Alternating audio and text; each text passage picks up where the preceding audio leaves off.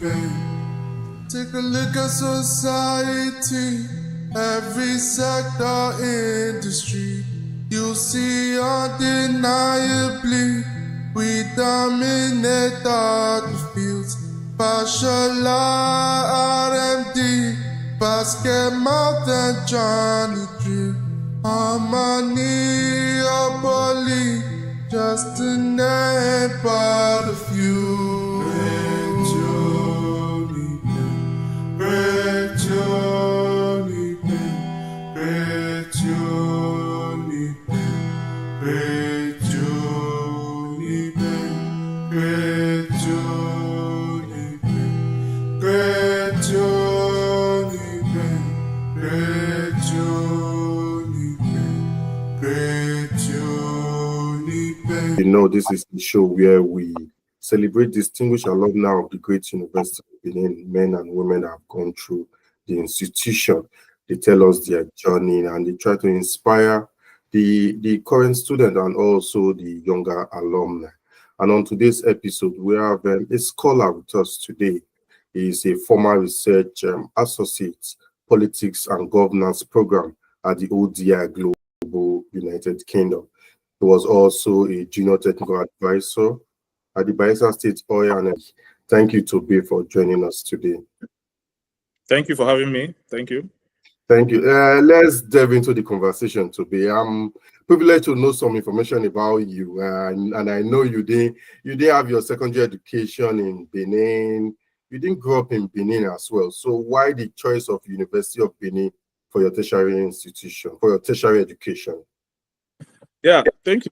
Thank you for this opportunity. I mean, anything that has to do with University of Benin, it's very dear to my heart because I tell anyone that cares to listen that phase of my life has redefined what has happened ever since then in so many ways. And I believe in the course of these conversations, I will share some of the experiences. Yeah. Why did I choose University of Benin?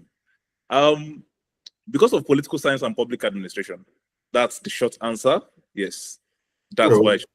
Okay. Why was it so special? Political science and public administration. So I mean, I tell everybody that cares to listen that I chose to study political science and public administration above, first of all, chemical engineering, secondly, law, and then finally accountancy. So what happened was that after my so first of all, I did my secondary school in the East, in Onitsha. I grew up in Onitsha. And after my SS1, that time when you have to choose between arts and science classes, my performance, I mean, I think I was the best in physics in my class. And my dad was like, you are definitely going to be a chemical engineer, work in NMPC and co. And I agreed with him when he said that. And when school resumed, I just simply went to art class because I love whatever that has to do with governance, history, literature. Those were my best subjects. So I told him that I didn't have to struggle. That I struggled a lot to pass physics and chemistry and co. I know I will pass, but government, history, stuff like that, they come natural to me. So I never struggled with them.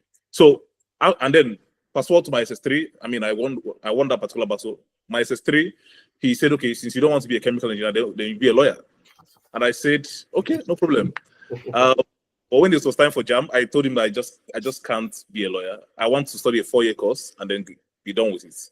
And then he says, so what do you want to study? I said, political science. What was that? Like, he didn't agree with me. So we now came to a compromise of me applying for accountancy. So I applied for accountancy in UNIBEN, actually. So already, political science and poverty has already attracted me to UNIBEN. And when we negotiated and they said, okay, middle ground, do a 4-year course that makes you a professional, quote unquote, accountancy. So I agreed. I wrote JAM. I think I had 238 in JAM. Of course, I had mathematics in that JAM, of course. But when it was time for post-UME, this was 2008, I told him I wouldn't go for the post-UME. I don't want to study accounting. I want to study political science. To go for the post-UME that year, I chose to spend 1 year and just go for what I wanted.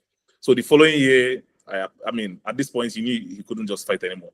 So I applied for post-science, post-admin, wrote JAM, wrote post-UME, not knowing anybody, and that's it. Voila. I was admitted to UNIBEN. So Interesting how you won that battle. Then University of Benin had this combined honors, political exactly. science. So was that another attraction for you? In fact, that was the first thing that attracted me, because so why I chose Benin was because they had a combined honors of political science and public administration.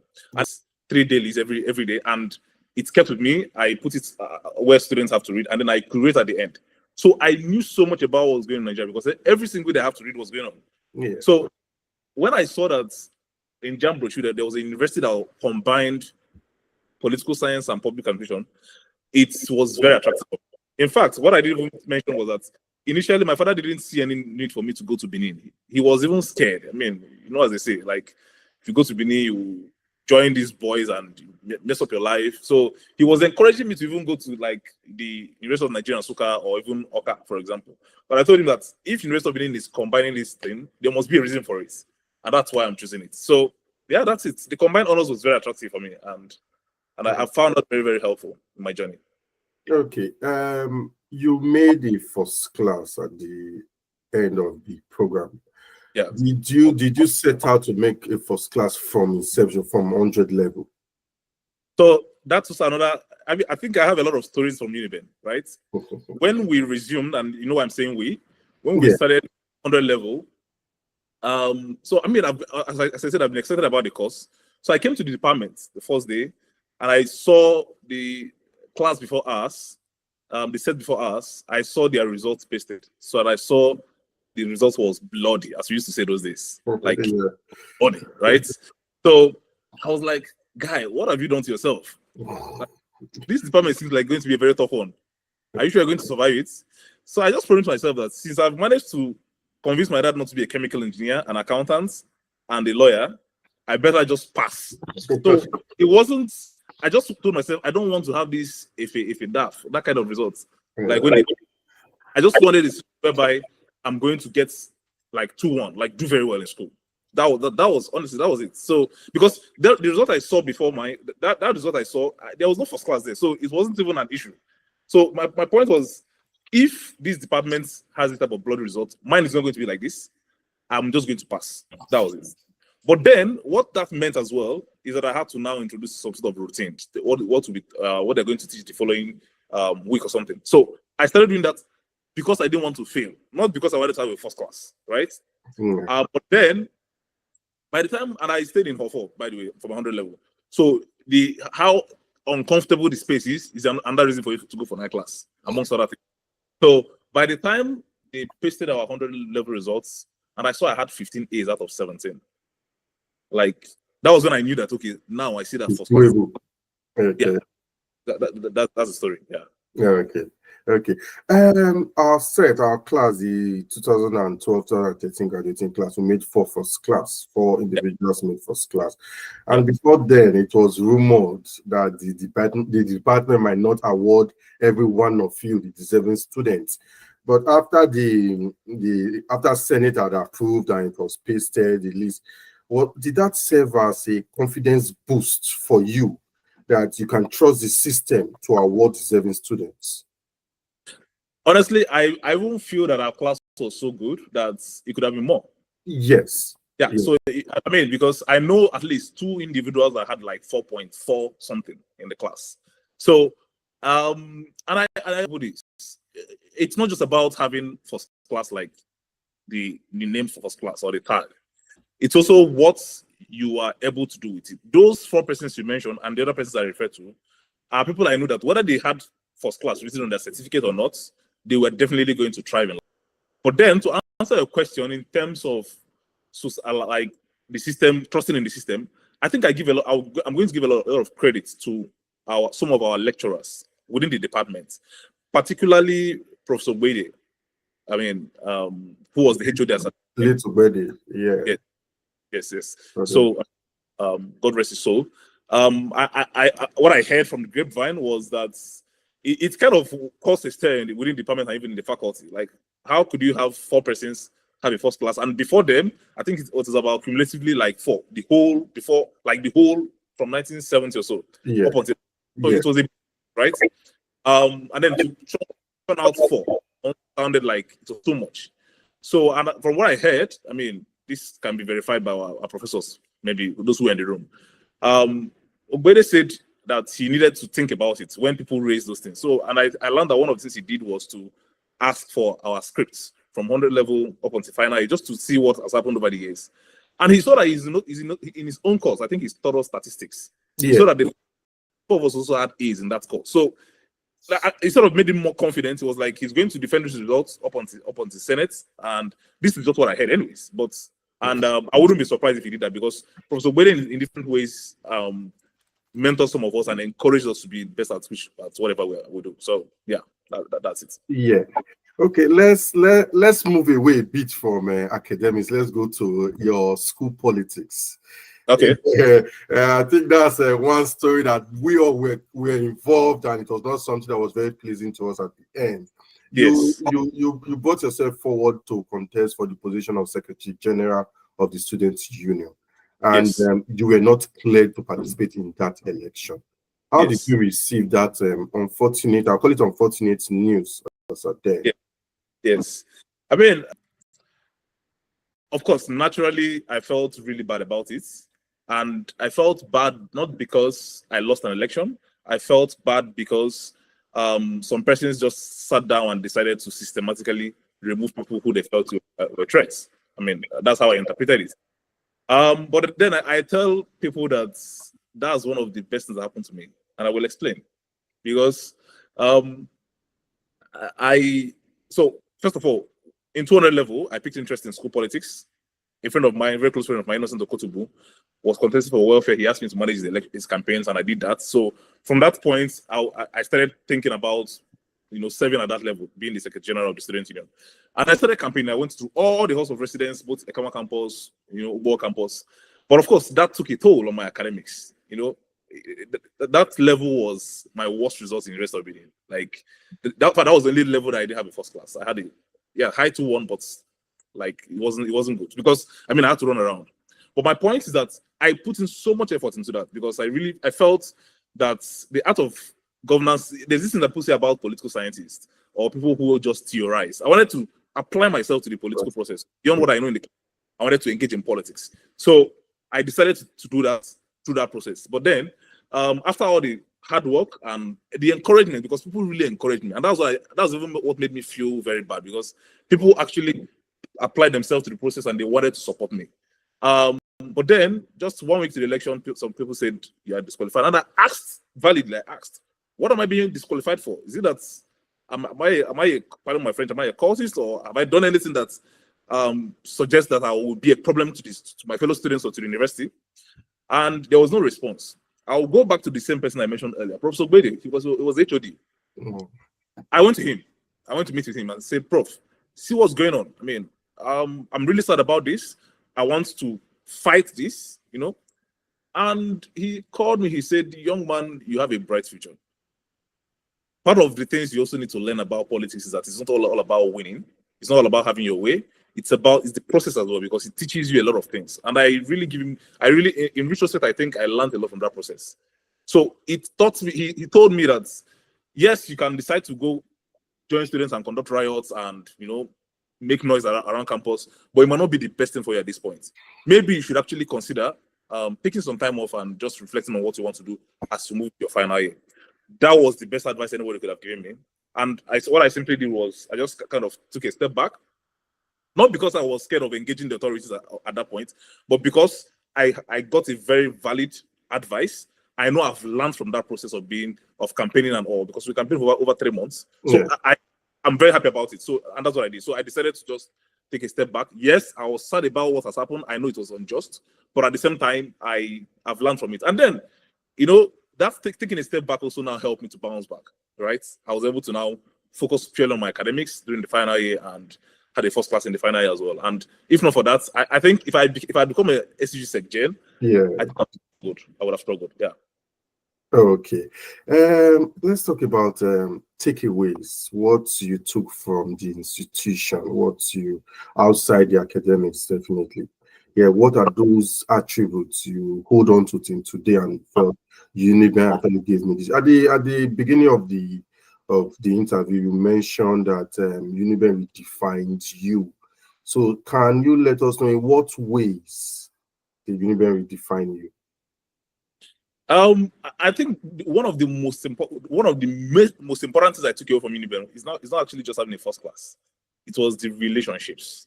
That's for me, because it taught me how to relate to people who, first of all, are not from, that don't identify or agree with me. So, for example, my ethnic group, my church, religion, stuff like that. UNIBEN really helped me. In fact, it was in UNIBEN that I became reborn in that sense. And I'll tell you why. So, as I said, during my 100 level, I stayed in Hall 4. Yeah. I know people, like staying in school hostel. Yeah. Friends will come and squads. There are times when we are like 17 boys in my room, like from different backgrounds, from different background. Yeah. And that was the first place I met Nigeria properly, because as I told you, I did all my life. Before, the first time I crossed the Niger was to come to UNIBEN. So I've never been to Lagos even. So it's just been, in fact, not even Asaba. So it's always been Onitsha and the whole of Southeast. So coming to University of Benin, having up to 16 roommates, both official and unofficial, who were all from different parts of Nigeria. From northern Nigeria, South is blessed to have different ethnic groups. So you have Isoko, Edo, Yoruba, Benin, it's so much. In fact, in that room, we were only three Igbo boys, and even out of the three of us, I was the only one that could speak. I learned how to speak, to not just use my language, and also to see how hardworking people could be. So one of the things that really helped me as well was that I had these two guys in my class who were Chevron scholars. So one was on Shell scholarship, the other one was on MTN, the other one was on Chevron. They were all in engineering. But you see how hard these boys used to work. So it also taught me like hard work. So that routine of you have to study, right? And you also have to learn how to tolerate others. It wasn't all fun throughout. We had our differences in the room. But over time, you just understand that relationship is a currency. And for me, that's the most important thing I took away from UNIBEN. Up until now, a lot of things I've been able to achieve, even after UNIBEN, are built on relationships. And some of them are even the ones I developed while in UNIBEN. So I would say it helped to redefine my understanding of what matters in life. And for me, it's about relationships. Okay. There's this usual saying that for scholars like yourself, your routine in school is usually from the classroom to your hostel to maybe your religious activity and all that. It's usually a triangle. That is what they usually say. But for you, I don't think that applies to you absolutely, because I knew you were engaged in other activities, social life, and all that. Can you let us know some of these activities you engaged in while as a student? Yeah, I think one of the things that helped me, first of all, was that I studied a course I loved. So studying wasn't a chore per se. It was just part of my lifestyle, because I just enjoyed reading those things. So it wasn't a problem. But then in terms of since I participated in while in school, first of all, it's student union politics, first of all, because and from our class itself to the department, faculty, and then up to the SUG level as well. So that's one of them. The church activities I wasn't fully involved in church activities, but at least I attended. In fact, at some point I was attending, but I'm a Catholic. I was attending mass every morning. So, and it's not because I'm a saint or anything. It's just part of the routine, and I enjoyed doing that. In terms of then, I was actively a member of the Rotary Club of University of Benin. Rotary Club of University of Benin, and in fact, at some point I was the community service director.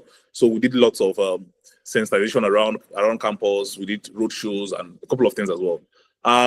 So these are some of the things I kind of did while we were in school.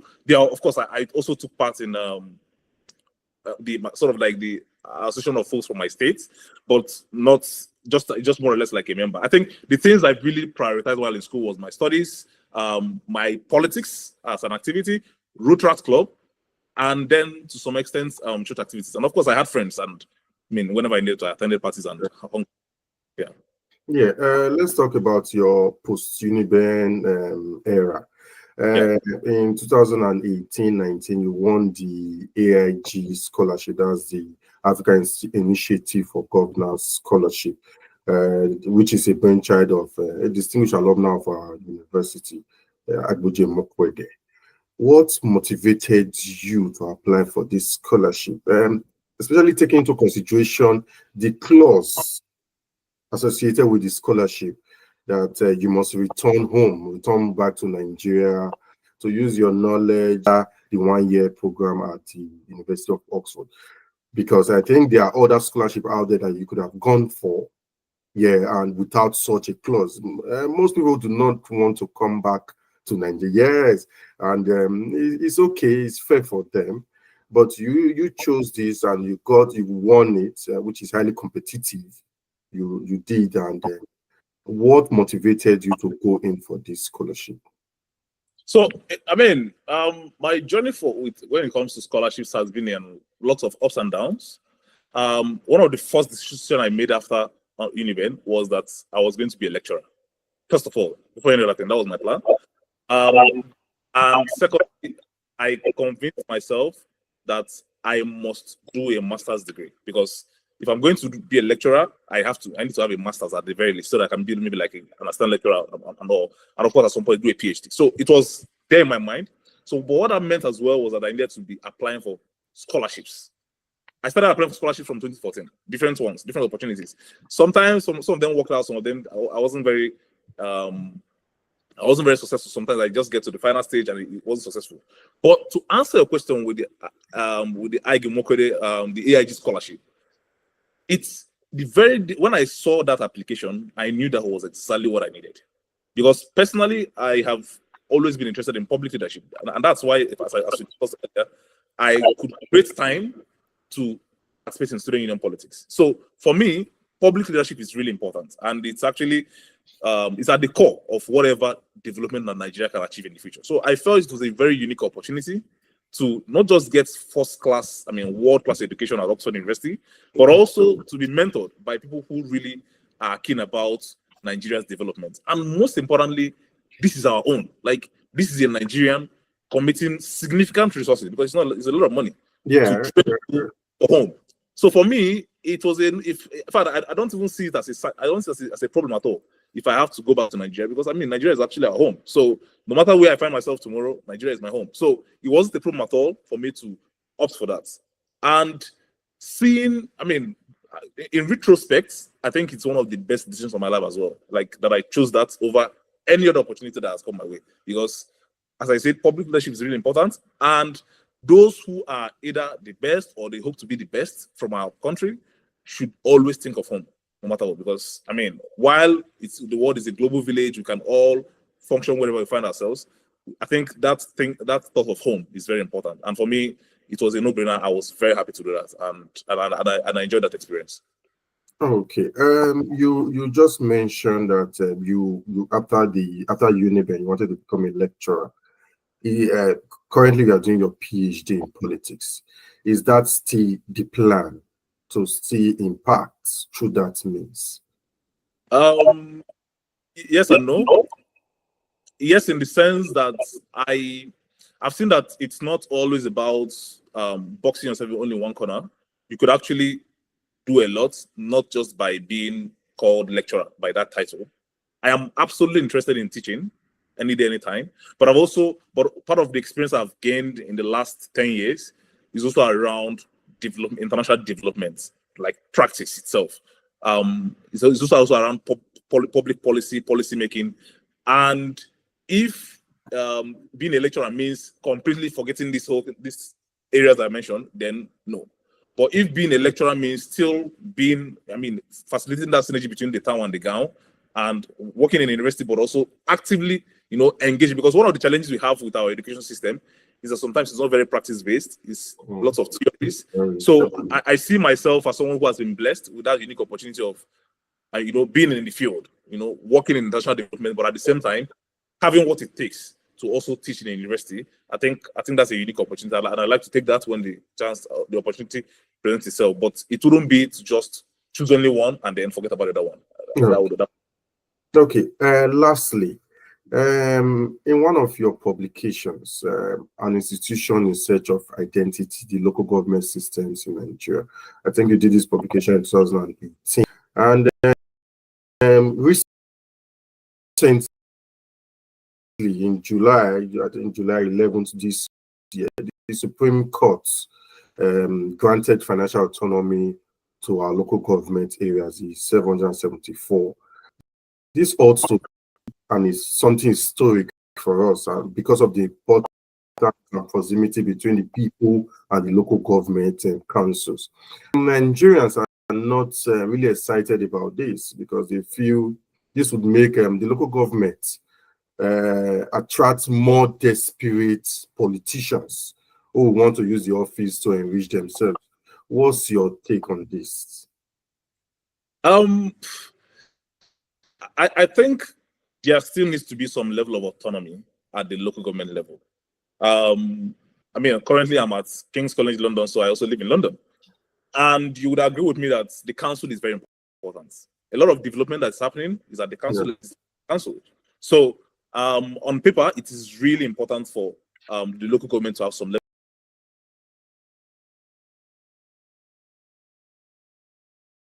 of autonomy and carry out some specific responsibility because they're the closest to the people. However, given the political culture that has happened over the years in Nigeria, just throwing money at local governments is not going to solve it.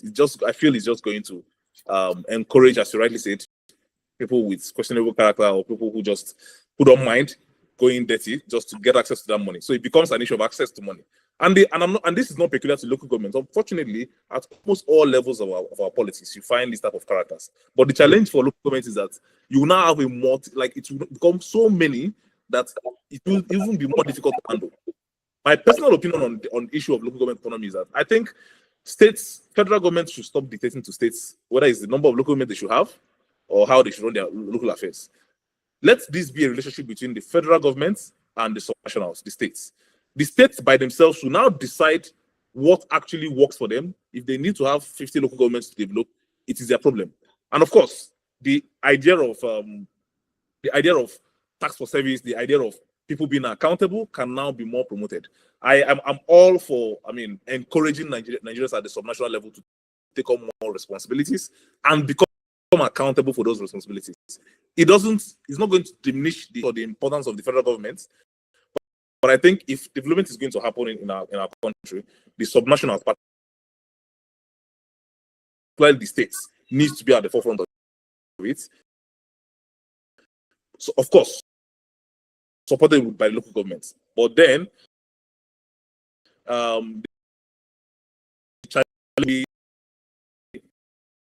this issue of political leadership. And that way, I encourage anybody who is keen about development to go into politics at all levels in Nigeria. Yeah. Thank you very much, Toby. I really appreciate you for getting time to speak to us today. Thank you. Thank you so much. Thank you.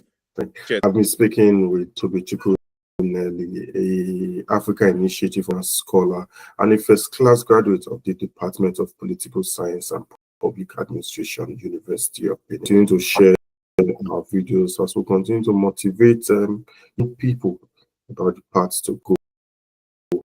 Thank you. Bye for now.